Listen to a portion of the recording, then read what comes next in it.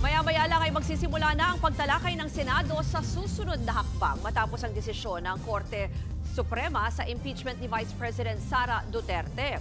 Ayon sa mga senador, ito lang daw ang magiging paksa nila mamaya sa plenaryo.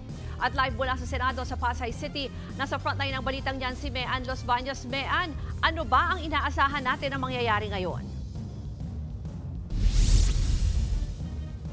Ruth, mamayang ang alas 3 ng hapon nakatakdang talakayan na ng mga senador kung itutuloy pa ba o hindi ang impeachment trial laban kay Vice President Sara Duterte. Kaugnay din yan ng nahuling desisyon ng Korte Suprema kung saan idineklara nga nilang unconstitutional itong impeachment case ni VP Sara. Pero ngayon pa lang nagpalabas na ng iba't ibang opinyon ang ilang mga senador, Ruth.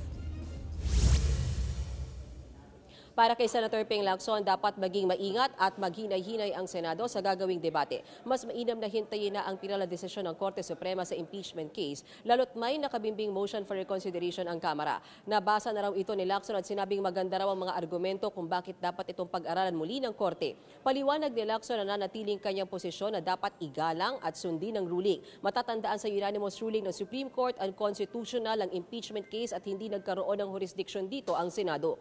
Si Senator Amy Marcos naman tinutulan ang panawagan ng ilang kapwa senador at ilang grupo na huwag munang magdesisyon ngayon ng Senado sa impeachment case dahil may nakahain pang motion. Sabi ng presidential sister, malinaw ang desisyon ng SC na immediately executory ito. Kaya kung maghihintay pa sa resulta ng MR, tila hindi raw ito pagrespeto sa pasya ng kataas-taasang hukuman. Magiging katumbas rin daw ng temporary restraining order ang desisyon kung hindi agad nagpasya ang Senado, gayong hindi naman ito ang intensyon ng Korte. Malabo rin naman umanong baliktarin pa ng SC ang ruling dahil wala ngang mahistradong tumutol.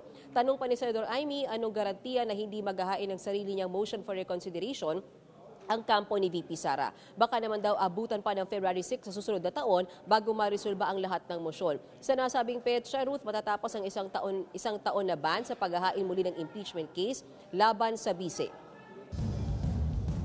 Ruth, nauna nang sinabi ng mga senador, walang ibang agenda. At nakita na rin actually natin yung agenda para mamayang alas 3 ng hapon sa plenaryo. At isa lang talaga ang katangi-tanging pag-uusapan nila. At yan nga yung impeachment case ni VP Sara Duterte. Pag-uusapan din dyan, paano ba tatratuhin ng mga senador ang nakahain na motion for reconsideration ng Kamara sa Supreme Court. Ay inaasahan din, Ruth, na magiging mahaba at mainit ang debate ng mga senador mamaya. Ruth?